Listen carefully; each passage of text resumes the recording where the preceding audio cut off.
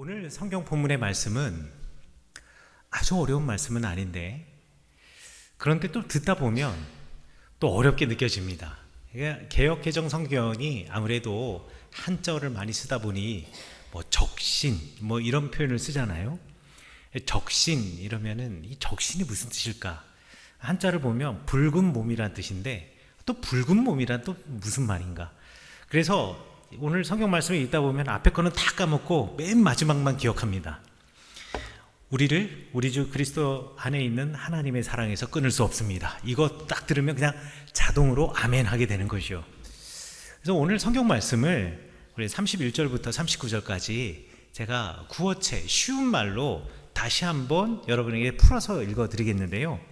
사실 이거 31절부터 39절까지 여러분에게 풀어 읽어드리면 이것으로 사실 더 이상 설교는 할 필요가 없습니다. 아니, 성경 말씀보다 더 깔끔한 설교가 어디 있으며 이 성경 말씀에 더 이상 무언가를 붙이는 것 자체가 군더더기가 아닌가 싶어요. 여러분들에게 그러니까 결론을 먼저 말씀드린다라고 생각하시고 제가 여러분들에게 31절부터 39절까지의 말씀을 이렇게 쭉 풀어드리는 것을 잘 들어보시기 바라겠습니다. 하나님이 우리와 함께 계시는데 누가 감히 우리를 해칠 수 있겠습니까? 하나님이 어떤 분인지 아시나요? 하나님은 우리를 살리시기 위해서 그 아들까지 내어주신 분입니다. 세상에 이러신 분이 어디 있겠습니까? 세상에 많은 사람들은 우리를 향하여서 야, 너 같은 사람 누가 신경이나 쓰겠어? 너 하나님의 사랑을 받을 자격이 있다라고 생각해? 너 실패한 인생을 살아가고 있는데 그 실패한 인생이 하나님이 정말 함께하는 인생이라고 생각하니? 이렇게 말하는 사람들도 있겠지만 누가 우리를 그 그리스도의 사랑, 하나님의 사랑으로부터 끊어낼 수 있겠습니까?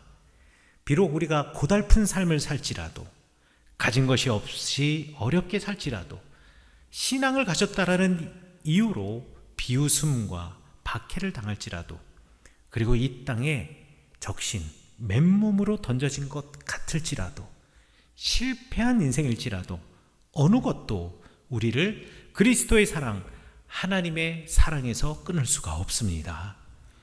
오히려 이 모든 일에 우리를 사랑하시는 이 예수 그리스도로 말미암아 우리가 넉넉히 이길 것입니다. 실패는, 그리고 우리가 겪는 고달픈 삶은 우리를 움츠리게 들이게 하는 것이 아니라 오히려 우리가 넉넉히 이길 힘을 얻는 이유가 됩니다. 다시 한번 확신을 가지고 이야기를 합니다.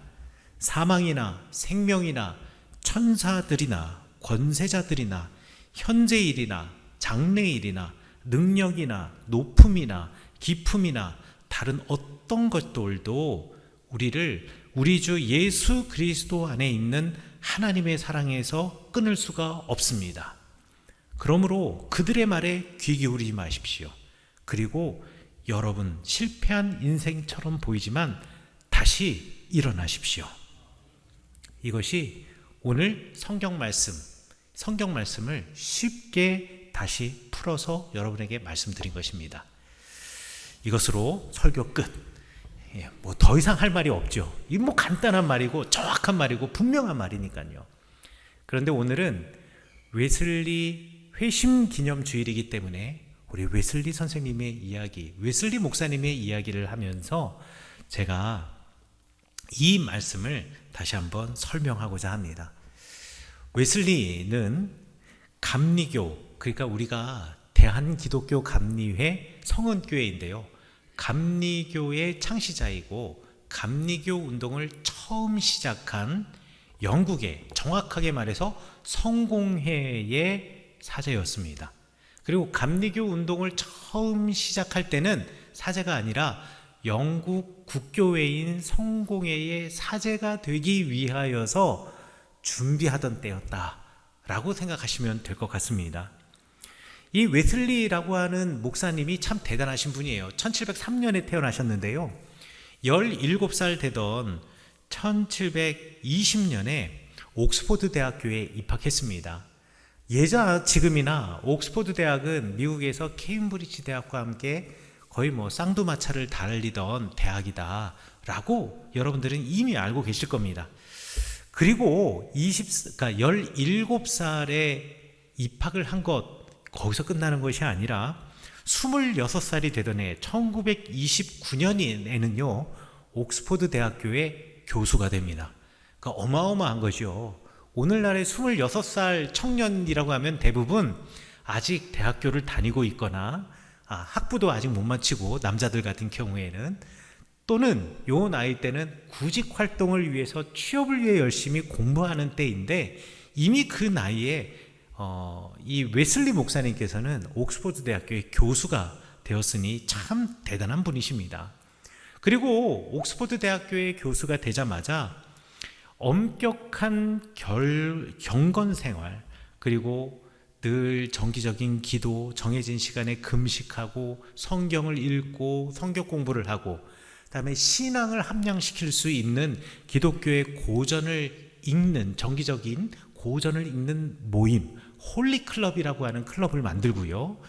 그리고 우리의 신앙이 글자에 묶여 있는 것이 아니라 우리의 실생활, 삶으로 연결되어야 한다라고 해서, 이때 당시가 영국이 산업혁명 후에 많은 사람들이 런던으로 모여들고 대도시로 모여들고, 그러다 보니 범죄율도 올라가게 되고 빈부격차가 심하게 됨에 따라서 감옥들에 범죄자들이 가득 차서 더 이상 범죄자들을 수용할 수 없을 정도로 감옥이 꽉꽉 들어찼던 이 시대에 이런 감옥들과 고아원들을 방문하면서 그리스도의 복음을 전하고 그들을 섬기는 일, 그 일에 최선을 다했던 사람, 그 목사님이 바로 웨슬리였습니다. 정말 대단한 분이죠. 그런데 이 웨슬리와 함께하는 이 사람들이 정기적인 시간, 정해진 날, 정해진 장소에서 함께 모여서 늘 규칙적으로 신앙생활을 한다라고 해서, 때로는 비아냥거리는 어투로, 때로는 그들을 존중하는 어투로, 그들은 규칙을 갖고 있는 사람들이다, 그 규칙을 중요하게 생각하는 사람들이다 라고 해서 영어로 메서디스트라고 하는 별명이 붙이게 되었고, 그 메서디스트가 한국말로는 감리교가 된 것입니다. 자, 웨슬리 목사님께서는요 이렇게 26살의 나이에 홀리클럽을 만들고, 그야말로 이제 영국 사회에서, 그리고 옥스퍼드를 넘어서 이 영국 전 지역에서 웨슬리라고 하는 사람의 그 이름을 모르는 사람이 없을 정도로 유명 인사가 되었습니다. 근데 여러분들, 항상 사람이 제일 주의해야 하고 그리고 조심해야 될 때가 언제냐? 성공했을 때입니다. 사람들이 흔히들 말해서 성공했다라고 하는 그 순간이 내가 곧바로 엎어지는 순간이 될 수가 있거든요. 웨슬리 목사님의 인생이 그렇습니다. 이렇게 옥스퍼드와 그 곳을 뛰어넘어서 웨슬리라고 하는 사람의 이름이 알려지고, 또 웨슬리 선생님의 이 감리교 운동이 영향력을 미치게 되자 웨슬리 목사님도 뭔가 으쓱한 마음이 생겼던 모양입니다. 그래서 충분한 준비도 되어 있지 않은 채, 이 감리교 운동을, 이 영국을 넘어서 그때 당시 신대륙 우리 미국 땅에도 전해야겠다라는 생각을 가지고, 미국 땅에 그 당시에 현재 조지아주가 영국 식민지였는데 그 조지아주의 선교사로 가게 됩니다. 미국 조지아 선교를 가면서 이 웨슬리 선교사님은 두 가지 마음을 가지고 있었어요. 첫 번째 뭐냐? 내가 그곳에 있는 아메리카 원주민 인디언을 선교해야겠다. 그리고 조지아주로 이주하여서 살고 있는 영국 시민들을 영적 지도해야겠다라는 마음을 가지고 조지아주 선교를 떠납니다. 그런데 선교를 시작하자마자부터 고난이 시작이 되고, 시작하자마자부터 이 웨슬리 목사님의 미천이 다 떨어지게 되었어요. 어떤 미천이냐? 돈에 관한 문제가 아닙니다. 배를 타고 영국에서 미국으로 가는데요, 큰 풍랑이 일어난 거예요. 야, 내가 미국 땅에 큰 사명을 품고 가는데 미국 땅에 도착하기도 전에 내가 죽겠구나 라는 생각이 들었던 거죠. 그래서 죽음의 공포로 벌벌 떠고 있는데 그 배 한 구석에 영국에서는 아주 소수 종파인 모라비안 그 종파의 성도들은 이 풍파 속에서도 기도하고 찬양을 하고 있는 거예요. 나 이제 웨슬리라고 하는 사람 어느 정도 이름도 알려졌고 그리고 꽤나 유명한 사람 되어서 아마 그 배에는 웨슬리가 탄지도 몰랐는데 그 안에 웨슬리가 있는 걸 보고 아유 만나서 반갑습니다. 말로만 듣던 웨슬리 목사님이시군요. 뭐 이렇게 웨슬리 교수님이시군요. 이렇게 말하면서 인사했던 사람들도 있었을 텐데 이 풍파에 흔들리는 뱃속에서 언제 전복될지 모른다라는 그 두려움으로 벌벌 떠고 있는 웨슬리 목사님과는 정반대로 영국 사회에서는 그 존재도 큰 의미가 없었던 그 모라비안 교도들은 거기서 하나님을 찬양하고 기도를 하고 있으니 이 웨슬리 목사님의 입장에서는 너무나 부끄러운 일이었을 겁니다. 그렇게 선교가 시작이 되었습니다. 그러면 조지아에 있어서 선교는 뭐 대단히 잘했던가? 아니요. 첫 단추가 잘못 끼워져서 그런지 웨슬리 목사님의 미국 선교는요 그야말로 폭삭 망했습니다. 이 웨슬리 목사님이 감리교 운동을 하면서 정해진 시간에 기도하고 성경 읽고 또 성경 공부도 하고 또 신앙을 함양하는 고전도 읽고 예배도 드리고 뭐 이런 일들을 했다라고 제가 여러분에게 말씀드렸는데요. 그러다 보니 이 웨슬리 목사님은 아주 엄격한 규칙주의자, 경건주의를 고수했던 사람이었어요. 그리고 우리 영국 교회 성공회가 최고야 라고 생각을 했던 사람이었습니다. 그래서 예배를 드리는데 여러분 식민지에서 예배를 드리는데 아니 거기서 뭐 우리식으로 따지면 우리가 어느 지역에 가가지고 주일이 돼서 예배 드리는데 우리가 성운교회에서 예배 드리고 내가 감리교인이지만 주일이 되어서 교회를 가는데 아니 꼭 감리교만 찾아가라는 법이 있습니까? 장로교회 가든 뭐 침례교회 가든 순복음교회를 가든 어느 곳에서나 하나님께 예배 드리는 것이 중요하지 사실 그게 어떤 교단 이런 것들이 뭐가 그렇게 큰 의미가 있겠습니까? 물론 감리교 목사로서 이런 말을 하면 좀 그렇지만 그런데 성공회의 사제로서 내가 예배를 집전하고 있는데 그곳에 성공회 교인이 아닌 다른 사람이 주일이 되어서 예배 드리러 오잖아요. 그러면 이 사람들을 예배에 참석을 시키지 못하게 하는 겁니다. 그리고 그 사람들에게 뭐라 그러냐, 너 영국 국교회 성공의 교인이 되어야 한다. 그리고 너 그쪽 교단에서 세례 받았다면서 우리와 함께 예배드리고 우리와 함께 신앙생활 하려면 다시 세례 받아야 돼 라고 하면서 다시 세례 받으라고 막 종용을 하는 거예요. 그리고 너희 교단에서는 머리에 물 위에다 그냥 손 얹어주고 세례하지, 아니야, 침례 완전히 물속에 들어갔다 와야 돼 하면서 성공의 교인들이 아닌 사람들에게 대해서 차별을 하는 겁니다. 예배 시간에 말이죠.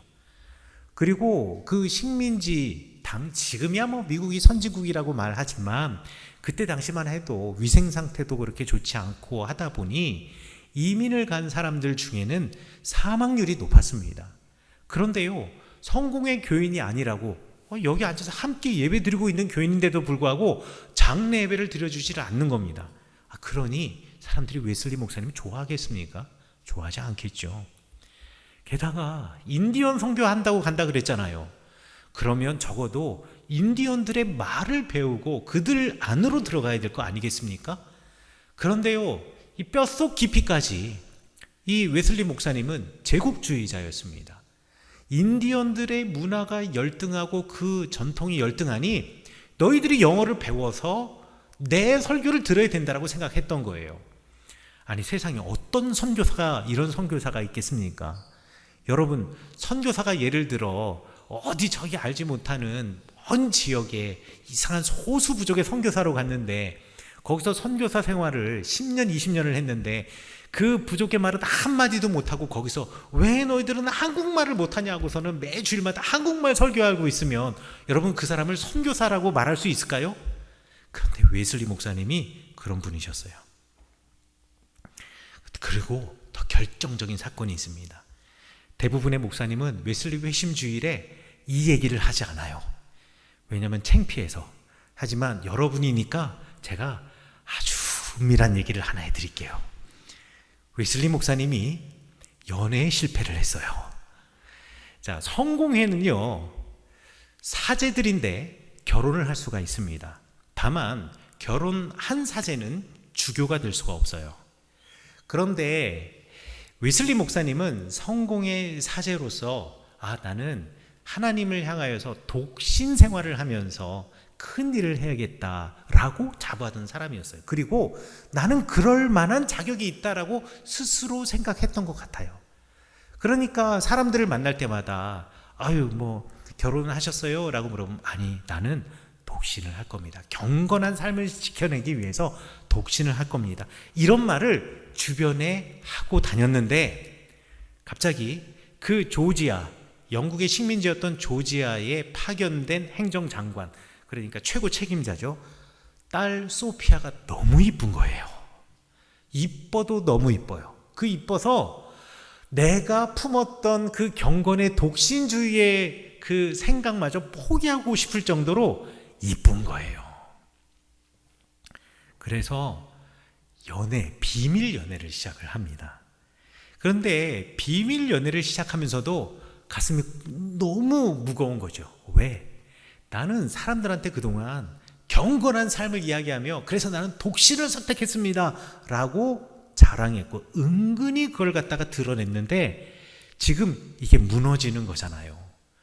그러니까 마음이 너무 무거운 거죠.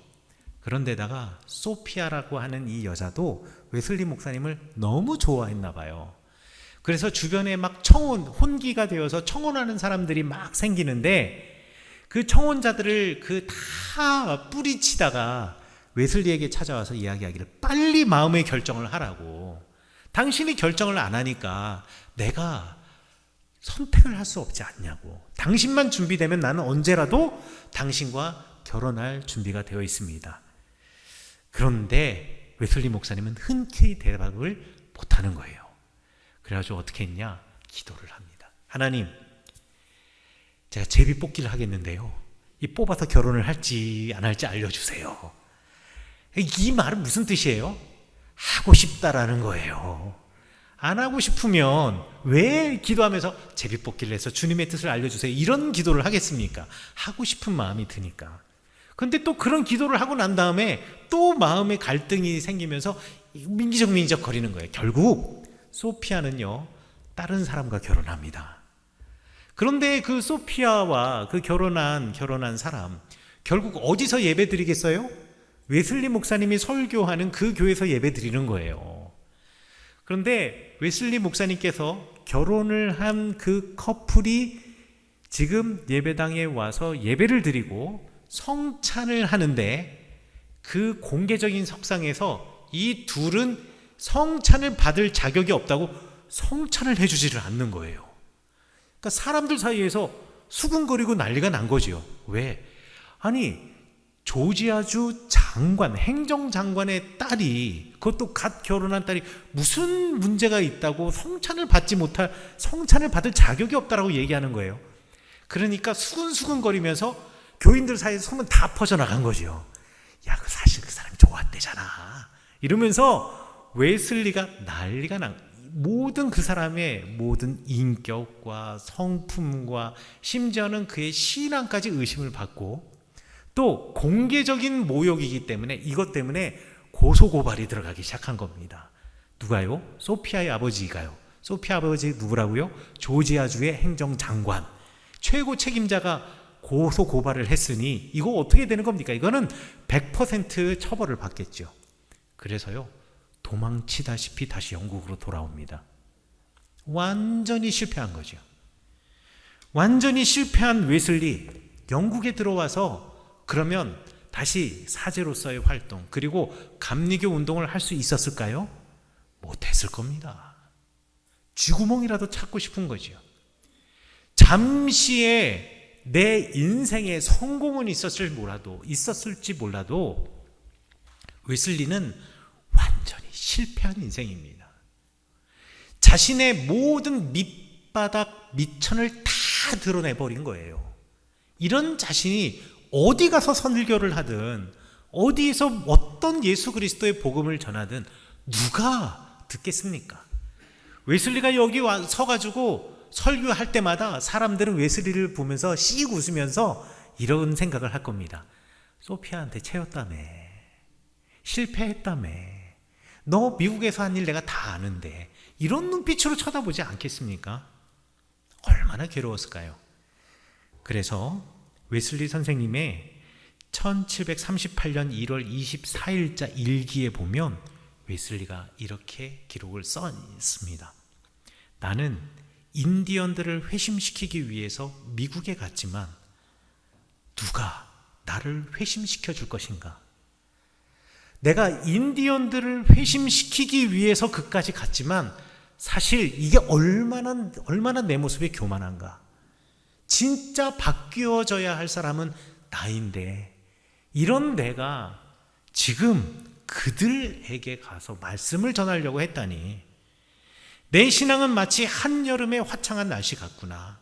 위험이 없을 때는 말도 잘하고 심지어는 나 스스로도 믿음이 있다라고 생각했지만 죽음이 내 눈앞에 다가오면 그리고 실패와 고난이 내 앞에 다가오면 내 영혼은 곧바로 흔들리는구나. 쨍하고 환한 날씨에 꽃피는 때 내 신앙은 그냥 딱 그 수준에서 끝나는구나. 비 내리고 먹구름이 끼고 바람이 불면 나에게는 신앙조차 찾을 수 없구나. 이게 웨슬리의 자기 고백이자 반성이었습니다. 그러던 1738년 5월 24일 저녁 웨슬리가 걸어가다가 올더스게이트 거리에 한 교회에서 예배를 드리는 종소리를 듣고 그냥 자신도 모르게 그곳에 들어갑니다. 그곳에서 루터의 로마서 서문을 읽는 것, 설교자가 읽는 것을 듣던 중에 웨슬리 마음이 이상하게 뜨거워지는 체험을 하면서 자신이 그리스도를 믿는 믿음으로 구원을 받았음을 확신하게 되었습니다. 그러면 어떤 믿음일까요? 어떤 믿음, 어떤 구절이 이 웨슬리를 다시 태어나게 했을까요? 구체적으로 일기장에 어떤 내용이다라고 로마서의 구절을 말하고 있지는 않지만 저는 오늘 로마서 8장 31절부터 39절의 말씀, 이 말씀이 웨슬리의 삶을 이해하는데 딱 들어맞는 구절이라고 생각을 합니다. 어떤 것도, 세상의 어떤 것도, 세상의 어떤 실패도 나를 우리 주 예수 그리스도 안에 있는 하나님의 사랑으로부터 끊을 수 없다라는 그 믿음, 그 믿음이 웨슬리를 변화시키는 겁니다. 나는 어떤 사람입니까? 괜찮아 보이지만 밑천을 다 드러낸 사람입니다. 과연 나의 이 실패, 단지 선교의 실패가 아니고요, 단지 목회의 실패가 아니고요, 내 인생 자체가 실패한 것 같은 이때 나는 과연 어떤 사람일까? 사람들은 다 나를 향하여 손가락질을 하며 실패자라고 말하는데 그래, 과연 이런 나를 하나님은 사랑하실까? 나는 하나님도 포기한 인생은 아닐까? 그런 웨슬리에게 그날 그 시간에 하나님께서는 이렇게 말씀하시는 겁니다. 바울을 통하여서 어떤 실패도 어떤 것도 너를 우리 주 예수 그리스도 안에 있는 하나님의 사랑으로부터 끊을 수 없다. 세상에 실패를 경험하지 않는 사람은 없습니다. 누구나 실패를 경험합니다. 결혼에 실패하기도 하고요, 가정생활에 실패하기도 하고요, 자녀 교육에 실패하기도 하고요. 사업에 실패하기도 하고요. 인간관계에 실패하기도 하고요. 친구를 다 잃어버리기도 하고요. 사람들은 무수한 분야에서 정말 많은 실패들을 합니다. 그런데 그 실패는 그저 단지 실패가 아닙니다. 실패의 순간 사실 우리는 우리 존재의 본질, 좀 어려운 말로 존재의 본질이라고 말하지만 내가 누군가라고 하는 것에 직면하게 됩니다. 웨슬리도요, 자기가 정말 괜찮은 사람이라고 생각했지만 실패의 순간에 내가 누군가, 나의 존재를 직면하게 되었습니다. 아, 나 되게 괜찮은 사람인 줄 알았는데 알고 보니까 나 한여름에 화창한 날의 신앙, 그 정도 수준에서 벗어나지 못했던 정말 하찮은 목회자였구나. 웨슬리는 그 실패의 순간에 자신의 본질과 마주치게 된 겁니다. 철학자이자 신학자인 폴 틸리라고 하는 사람이 이렇게 말했습니다. 내가 생각하는 나의 모습이 완전히 무너질 때, 이상적인 모습에 대한 기대치에 전혀 맞지 않는 행동을 할 때, 지진이 인식의 표면을 흔들고 파괴할 때, 이게 뭐냐면요, 내 인생이 막 지진처럼 막 흔들리고 내 가슴이 그 지진이 생기면 땅이 쩍쩍 갈라지는잖아요. 그런 것처럼 내 인생이 쩍쩍 갈라지고 나를 파괴할 때 비로소 우리는 우리 존재의 깊은 곳을 바라볼 마음이 생긴다. 그 실패가 결국 나 자신이 누군가라는 것을 직면하게 되고, 그리고 내가 누군가를 비로소 되돌아보는 기회가 된다라는 겁니다. 바울 선생님이 이 말씀을 로마 교인들의 이야기를 할 때 그 로마 교회의 상황도 마찬가지입니다. 로마 교회는요, 정말 대단한 교회입니다. 클라우디우스 황제의 박해도 견뎌냈던 교인들입니다. 유대인 공동체였던, 이방인 공동체였던 그 클라우디우스의 황제의 박해 속에서도 굳건히 버텨내고 신앙을 지켜냈던 이들이 바로 로마 교회의 교인들이었습니다.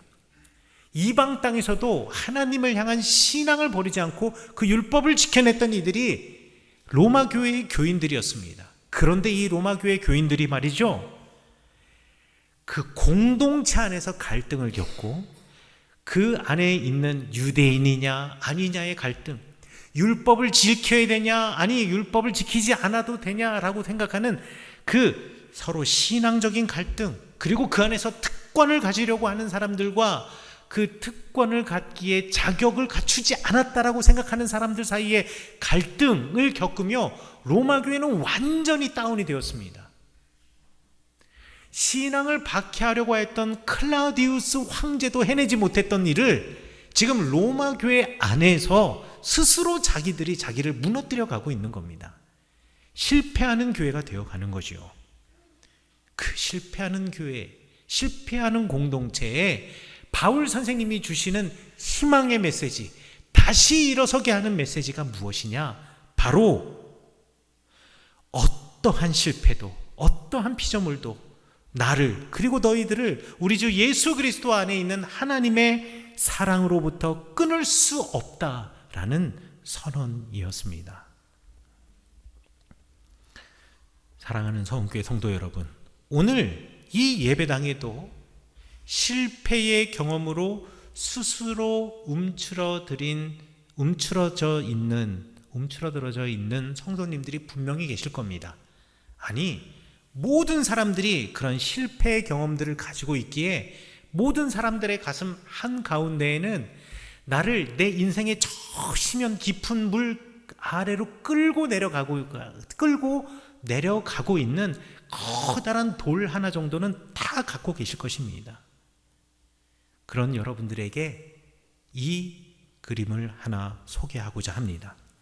제가 좋아하는 성화 중에 하나인데요, 로렌초 베네치아노의 지금 바다 폭풍 속에 가라앉고 있는 베드로를 건져주시는 예수님을 그려낸 성화입니다.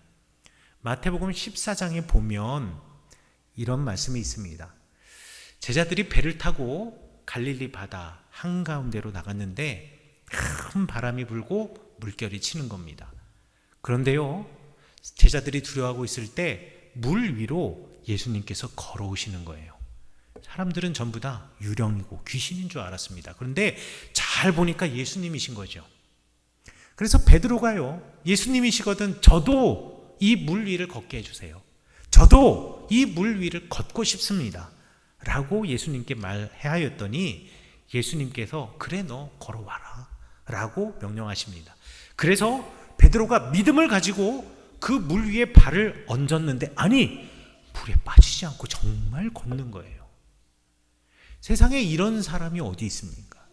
베드로의 인생은 남들이 할 수 없는 기적의 인생, 아니 남들이 경험해 볼 수 없는 인생의 성공을 누린 겁니다. 그리고 예수님을 향해 걸어가는 겁니다. 그런데요, 조금 지나니 예수님만 바라보며 걸어가던 베드로가 갑자기 큰 바람이 불고 그 바람에 물결이 오는 것을 보고 그 물결이 치는 것을 이렇게 곁눈질하면서 보는 순간 베드로가 물 밑으로 가라앉는 거예요. 물속을 빠지는 거예요.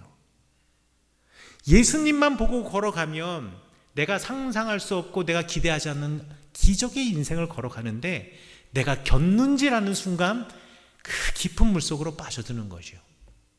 제가 이 성화를 좋아하는 이유는요, 그 베드로가 꼭 저같기 때문에 그렇습니다. 아, 베드로의 모습이 정말 저같구나. 여러분 앞에 서서 설교하고 있는 제 모습이 얼마나 부끄러운지 아십니까? 여러분, 제 때로는요, 제가 설교를 하면서도 제가 뜨끔뜨끔합니다. 그래서 저는 설교를 준비하면서 이 설교는 항상 나를 위한 설교라고 생각하고 설교의 말씀을 씁니다. 그리고 설교 끝나고 가잖아요. 집에 들어가서 아내의 눈을 못 쳐다봐요. 왜요? 가장 가까이 있는 아내는 내 모습을 알고 있기 때문에. 사람이 그렇습니다. 그래서 저는 저 물에 빠져나가 들어가고 있는 베드로가 꼭 나 같은 사람이다. 나 같은 사람이다. 믿음을 가지고 그 물 위를 걷는 듯 하지만 늘 주변을 되돌아보다 다시 예수님을 쳐다보지 않다가 물속에 빠지는 베드로와 같은 나의 모습. 야, 너는 베드로이다. 그래서요, 저런 성화가 그려져 있거나 내지는 어디를 가다 기념품에 저런 거 나무 조각이 있거나 이러면 꼭 사진을 저는 찍어 놓습니다. 사진을 찍으면서도 항상 베드로를 보며 속으로 야, 꼭 나갔구나, 네가 나갔구나 라고 생각을 합니다. 그런데요, 어느 날 제가 인터넷에서 똑같은 마태복음 14장을 배경으로 그린 그림인데 또 다른 그림을 보았습니다. 이것은요, 베드로의 시점에서 예수님을 본 겁니다. 그 물 위를 걸으시는 예수님께서 지금 물속에 빠져들어가고 있는, 저 깊은 물속에 빠져들어가고 있는 베드로를 물 바깥에서 쳐다보며 그 물 안으로 예수님의 손을 들이내시고 이 베드로를 잡아 올리시려고 하는 저 그림을 보면서 제가 얼마나 울었는지 모릅니다. 아, 예수님이 저런 분이시구나. 나는 그동안 그래 베드로 보면서 야, 너는 어쩔 수 없이 베드로 같은 사람이구나. 네가 목사이지만, 네가 신앙인이라고 말하지만 아니 그래봤자 베드로구나 라는 것을 보며 그 성화를 보며 늘 뜨끔뜨끔한 마음을 가지고 있었는데, 이제 베드로의 눈으로 예수님을 보니 아, 그래, 내가 어떠한 상황에서도 내가 비록 실패할지라도 물 위에 예수님은 끝까지 나를 쳐다보시는구나, 바라보시는구나. 그리고 그 깊은 물 안으로 그분의 손을 집어넣으시고 내미시고 끌어올려 주시는구나. 실패를 통해서 내가 어떤 사람인 줄을 보았다면, 그리고 내 모습을 직시했다면 하나님은 이제 손을 내미실 것인데 이제 내가 해야 될 것은 무엇이다? 그 손을 잡는 것입니다. 세상의 사람들은 실패하는 사람들에게 실패는 성공의 어머니잖아, 실패하는 이 과정에서도 우리는 우리의 인생을 열정적으로 살아가는 것이 중요해. 지금 실패 순간이 아니라 지금 이 순간을 충실히 살아가는 것으로 우리는 충분해 라고 위로를 하지만 저는 로마서에 나와 있는 바울 선생님의 말씀을 통하여 또 다른 위로의 말씀을 여러분에게 건네고자 합니다. 여러분, 실패한 인생을 살아가고 계십니까? 또는 실패하셨습니까? 그 실패 때문에 여러분들의 인생에 여러분 자신이 깊은 물속으로 지금 빨려 들어가는 느낌이 드십니까? 그래서 죽을 것 같습니까? 그러나 어느 누구도 여러분을 그리스도 안에 있는 하나님의 사랑에서 여러분을 끊어낼 수 없습니다. 하나님은 끝까지 여러분들을 잡아 올리십니다. 저 물속에서 바라보는 베드로의 마음으로, 그 시점으로 여러분들도 여러분을 향하여 손을 내미시는 예수님의 손을 붙잡고 다시 물 위를 걸으시는 주의 사람 되시기를 간절히 축원합니다.